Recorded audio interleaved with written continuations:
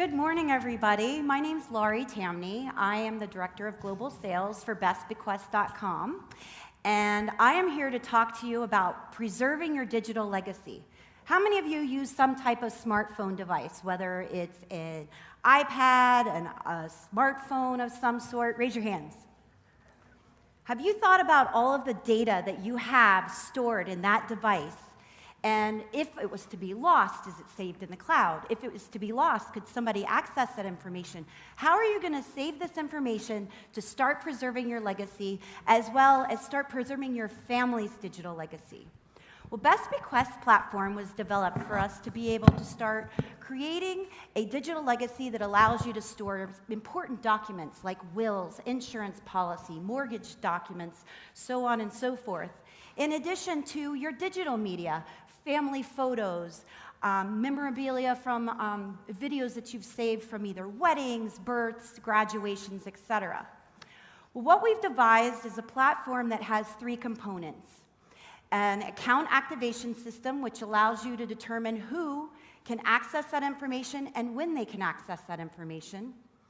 A digital media vault, which will allow you to store that important photographs, videos, so on. And then our last section allows you to store all of those documents. Did you know that over 57% of Americans don't even have a will? 71% of these people don't even have a living will. There's only 16 states currently that have laws that allow the spouse to be able to have access and receive information whenever you pass on. With Bequest, we're allowing you to be able to create that digital information in one secure, encrypted, cloud-based environment where we've got 9 patents pending around the technology itself. Now, when you're looking at digital legacy, we've got a lot of life-changing events that occur. We graduate, we get married, we have children, we eventually pass on. Well, a life-changing event that affected my family, and I wish we had had Bequest 5 years ago, was my family's home was hit by 3 back-to-back hurricanes in Florida. What did that mean? We lost a lot of our family memorabilia, which are things that can't be replaced. Yes, you can replace carpets, you can replace furniture, but you can't replace family photos and other heirlooms, as well as documents that were destroyed and blown away in the wind. Having a secure environment where you're able to preserve all of this information is extremely important as we move forward, looking back at this past year of the many natural disasters that have occurred, not just here domestically, but internationally. Which brings me to a point that Bequest works fabulously here in the United States. It works even better on an international basis. We're actually in the process of launching our latest new and improved site as we exit out of our beta mode. And in addition to that, we have both our business to consumer, which is the Bequest site, as well as our business to business site, which is called the Legacy Vault. We can actually create and customize a very specific legacy vault, preserving a digital legacy for a wide variety of corporations who want to offer it to their employees as an added benefit, as well as to associations and membership type organizations where we tie in revenue share programs.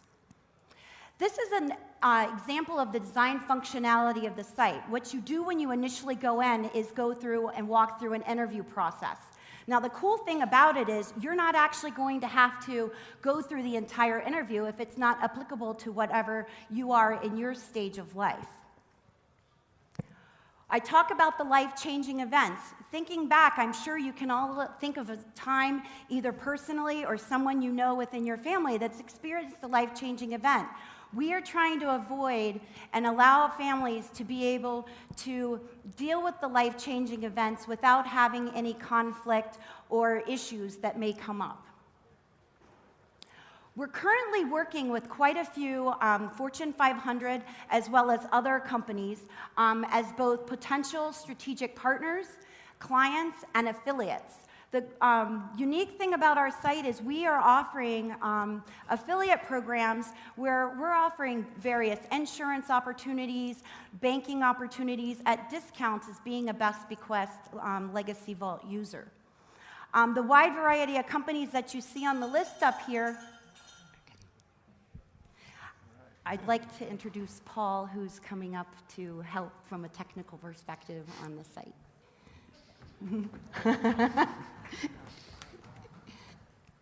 So, congrats for getting here. Sorry about your homes. It sounds like you're doing great work. I would be concerned from an investment standpoint about stepping into cloud-based storage. It seems like your differentiation is more about preparing for that depressing subject of death.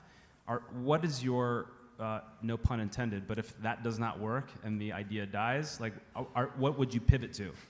And have you given that any thought? Would you be open to that? We actually, our service is revenue-based. I mean, it's a subscription-based program. So people will go in and subscribe to the service. You get so much memory as a complimentary, and then there's a annual subscription fee for the service itself. What is that fee? What's the annual the fee? standard retail price is $149.95 for 10 megs, right? 10 megs. No, it's that, and then you get 20 gigs. But what you get on top of that is you get a bunch of services we provide, which include discounts. Say you don't have life insurance, we're partnering with life insurance companies. You get accidental death policies and a bunch of things we're working out which go into these accounts. So, heard a lot in the media about issues of other cloud services or other services like, you have your mail on Google or Yahoo, you have your services up in the cloud somewhere else. Is your intent that the user would move the critical media from those cloud services to your cloud service? I mean, ours are supposed to be a little bit different. Instead of storing all your photos, say on Google or anywhere, the purpose of ours is in our vault where you can store your pictures and your videos. After something happens to you, after a life-changing event, your account gets activated, and then those pictures and videos and anything you've stored in there are released to who you specify. So say you want to store videos that you don't want people to see while you're alive, or the sole purpose of those videos is for something that happens after you die. Then you can release those videos, and our system is designed to release it to who you want it to and when it needs to be released. So is it fair to say that the differentiator is basically that legal agreement that for basically like a will? So do you feel that some of your competition then would be the traditional cloud services offering some kind of contract like that for the services that they store? The most important part of our system is that we both have, our system beyond just the storage is designed so if something were to happen, all that's released. So right now, say Dropbox. You could give somebody your Dropbox information or your Google information, but it doesn't have the underlying security mechanisms or release mechanisms that we utilize. And security-wise, we have no possible way to see anything you have. Each user puts their own security key. We don't store it, and we encrypt AES-256 all of their information with their security key. So we literally have no means of seeing anything they have. And then, so that's why in the account activation phase, that is how the security key comes into play, and it has to be unencrypted, which is why we can't do it without. Got it. How do I keep track of my security key to launch Best Bequest access to people I love in case of emergency? What if I've lost all that information and lost my access to the web and other things in a disaster? If you don't have your security key, then you aren't able to access your account. But the account activators, which don't have access to your key, our system, which I don't want to reveal too much of it, but each of them stores a certain bit of it. And if more than 50% of your activators release or say that you no longer have access to your account or you passed or something along those lines, then the information is able to be decrypted and released. Okay, so in the middle of a disaster, I have to call 50% or more of the people that I have given access to Best Bequest to and tell them to activate their piece so that I can access my Best Bequest account? You designate your activators. Say you have 4 activators, then you need 3 of them to confirm. And then it's also possible you have account trustees, which you could designate one like superpower, say your lawyer, and your lawyer is able to unencrypt entirely. But family-wise, family or friend-wise, you can designate 4, 8, 16 is a significant amount, and then more than 50% of those have to clarify that this has happened. You talked a little bit about how this is a way, I guess, for people to easily protect their legacy. I think even, in the non-digital world, there's a reason why people are not motivated to do this. It just seems like there's a lot of work involved to upload all these pictures, and so I guess what is the motivation for people to actually take the time to do this? Just because it's digital doesn't probably mean that they're going to change their behavior. We don't deny that it's time consuming, but I mean, once you start to enter the information, it's really pretty amazing, and the feedback we've received, especially through our beta mode, has been, wow, I never even thought about how I've got so much of my information disseminated out, and my wife or my children would never even know that I had this storage unit in Parsippany or an updated will. I mean, there is time that is required to sit down and do it, but it's not all at once. It's a gradual process, and one of the biggest things that we've found information-wise is that it really opens your eyes to realize how important it is to get that information out there. I mean, think about from bank statement standpoint. A lot of us receive them via email now. We don't even get them through the mail. How does your family even know where you bank? So it's simple things like that.